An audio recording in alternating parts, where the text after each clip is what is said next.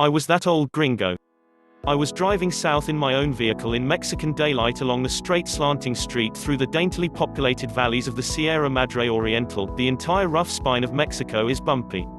Valleys, extensive and grim, were forested with a great many single yucca trees, the purported mythical serpent, Yucca filifera, that Mexicans call Palma china. I pulled off the street to take a gander at them and wrote in my scratch pad, I can't clarify why, on the vacant miles of these streets, I feel youthful. Also, that was the point at which I saw a thin branch jerk on the ground. It lay underneath the yucca in soil-like residue. It moved. It was a snake, a hank of gleaming scales. It started to agreement and wrap itself, its smooth and restricted body beating in the serpentine peristalsis of danger, caramel, similar to the rock and the residue. I ventured back, yet it proceeded gradually to determine itself into a curl. Not noxious, I learned later. Not a plumed snake, not the raising rattler being chewed by the wild, peered toward falcon in the clear decoration on the Mexican national banner. It was a coachwhip snake, as various on this plain as diamondbacks, of which Mexico has 26 species. Also, somewhere else, milk snakes, daze snakes, rodent snakes, pit snakes, worm-sized nursery snakes and 10-foot-long boa constrictors. The delight of the open street, happiness skirting on rapture. Behind us lay the entire of America and everything Dean and I had thought about existence, and life out and about. Kerouac composes of entering Mexico in On the Road. We had at last discovered the enchantment land toward the stopping point, and we never envisioned the degree of the enchantment. In any case, at that point, driving ahead, thinking about the old turned trunks of the yuccas and the globular crowns of spiky blade-like leaves. The leaves are erect when they're youthful, yet they become angled when they get more established. A botanist composes, appearing to propose a fogyish picture, each a single stick in the asparagus family, and it seems like a delicious lance that is expanded to turn into a desert palm established in sand, persistent however twisting as it ages. I additionally believe it's been a hard summer.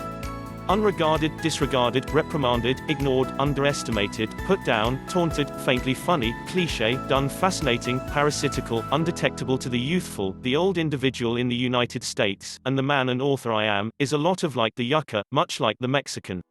We share all that for all intents and purpose, the allegation of senescence and pointlessness. Thus, I can recognize. In any case, venturing out from home for Mexico when I feel unconventionally overlooked and debilitated in status isn't dismal or tragic. It is the behavior that most people find acceptable. This is a triumphant state of mind for a long outing, simply sneaking out and not telling anybody, and genuinely sure that nobody will see I've gone. I consider myself in the Mexican way, not as an elderly person yet as most Mexicans respect a senior, a hombre de juicio, a man of judgment, not ruco, exhausted, underneath notice, somebody to be disparaged, however owed the regard generally concurred to a senior, somebody, in the Mexican doublespeak, of la tercera edad, the third age, who may be called Don Pablo or Tio uncle, in reverence. Mexican young people are required by custom to give up the seat to anybody more seasoned. They know the maxim, mors sabe el diablo por viejo, que por diablo. The fiend is insightful in light of the fact that he's old, not on the grounds that he's the demon. In any case, stand aside, elderly person, and clear a path for the youthful, is the American way. As an ancient mariner of a sort, I need to hold the skeptics with my thin hand, fix them with a sparkling eye, and state, I have been to a spot where none of you have ever been, the place none of you can ever go. It is the past. I went through decades there, and I can say, you don't have the smallest thought. On my first long outing, to Focal Africa, 55 years prior, I was elated by the thought that I was an outsider in an odd land, a long way from home, with another dialect to learn, focused on 2 years distant, showing shoeless understudies in the bramble. I was to stay in Africa for a long time, figuring out how to be an untouchable. My next instructing work was in Singapore, and when that finished following 3 years, I deserted all salaried business and turned into an inhabitant in Britain for a long time, conveying the necessary alien identity card. Somewhat from energetic interest and incompletely to get by, I continued voyaging. The unsafe outings I took in my 30s and 40s, propelling myself into the obscure, dumbfound me now. One winter I was in Siberia. I went overland to Patagonia. I took each thumping train in China and drove a vehicle to Tibet. I turned 50 rowing alone in my kayak in the Pacific, compromised by islanders, hulled by waves, brushed off base in a high wind off Easter Island. In any event, heading out from Cairo to Cape Town in 2001, and halting in Johannesburg for my 60th birthday celebration, appears to be an unrepeatable excursion, in any event by me, when I recall how I was terminated upon by a shifter scoundrel in the Kaisut Desert close Marsabit, and being ransacked in Johannesburg of my sack and all that I possessed. After 10 years, on an African excursion for a spin-off of that book, continuing in Cape Town and heading for the Congo outskirt, I turned 70 in the Kalahari Desert and safeguarded myself against brutes in the smell and hopelessness of northern Angola. Every one of these excursions, 10 of them, became books. Compose the account of a contemporary restored of his heartbreaks exclusively by long consideration of a scene, Camus wrote in his notebooks. Regarding that guidance, which has consistently been a mantra to me, when I trusted I may be finished with long excursions, I took to my vehicle and went on a 2-year trip through the byways of the Deep South, considering a book. I was revived in the exact feeling of the word, tooling along in my vehicle, caused to feel youthful once more. In those years, going in the south, I made a temporary reroute and crossed the Mexican outskirt just because, at Nogales. It was a movement revelation that woke me to another world. I wondered how, pushing through an Arizona entryway in an entryway blowtorched into a 30-foot iron fence, in seconds I had ventured into an outside nation, the smell and sizzle of road food, the playing of guitars, the joshing of vendors.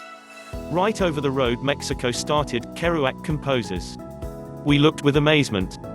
Incredibly, it looked precisely like Mexico. I met a few vagrants at that point, Mexicans aim on slipping over the outskirt, other people who had been extradited. Knowing the dangers that transients took encouraged me, and getting only oblivious point of view about Mexicans, from the most noteworthy office in America to the regular ruck of barflies and xenophobes, I chose to travel to Mexico. In any case, I have not discovered a voyager or observer, outside or Mexican, who has had the option to summarize Mexico, and possibly such a desire is a useless and dated venture. The nation evades the generalizer and summarizer, it is too huge, excessively intricate, excessively assorted in its topography and culture, excessively chaotic and multilingual. The Mexican government perceives 68 unique dialects and 350 tongues. A ramifications in all books about the nation is that, however Europeans effectively emigrate to Mexico and become Mexican, no American can take action accordingly, the gringo remains hopelessly a gringo. By and by, this isn't a hardship yet sums to a freedom. Consider the ritualized talk of the sort that social anthropologists portray as the kidding relationship. This nonsense is rehearsed in Mexico to a high level of refinement. Mexicans permit gringos the peculiarity to act naturally by exchanging happy abuse requests to underscore contrasts, utilizing the amusingness of favored lack of regard to stay away from struggle. Or on the other hand, as the anthropologist R. Radcliffe Brown, the definer of this social communication, put it, a connection by two people wherein one is by uniquely allowed, and at times required, to prod and ridicule the other, who thusly is required to complain. Attributable to Mexican liberality and affableness in a culture that qualities habits, particularly the habits that oversee facetious prodding, an American who acknowledges the job of a gringo is authorized in his gringoismo. A gringo who doesn't mishandle that status is given the scope to appear as something else. More often than not Mexicans utilize gringo, absent a lot of noxiousness. Gabacho is the offending word in Mexico for gringo, in Spain, it is a method of rubbishing a French individual. And so the custom of gringos discovering shelter in Mexico is old, and particularly now there are changeless networks of gringos all over Mexico, retirees and idealists who have no plans ever to return home, who think that it's easy to appear and remain for quite a long time. This Mexican friendliness to gringos is in amusing differentiation to the current pervasiveness of Mexicans who are decried and fenced in, stepped as bothersome, thought about suspect, and unwanted in America. Glaring catch-22s like that, and the redundancy of generalizations, additionally incited me to take this outing, seeking after more experiences in the remote nation through the entryway in the high fence toward the stopping point.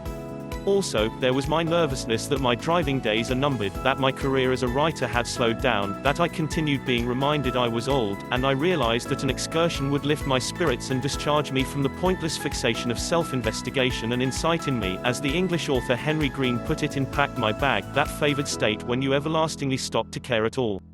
What I planned was a side trip from one finish of Mexico to the next, something contrary to a defeat, which is a degringolade, rather, a gamble, heading out from home, to cross the fringe and prop up until I came up short on street.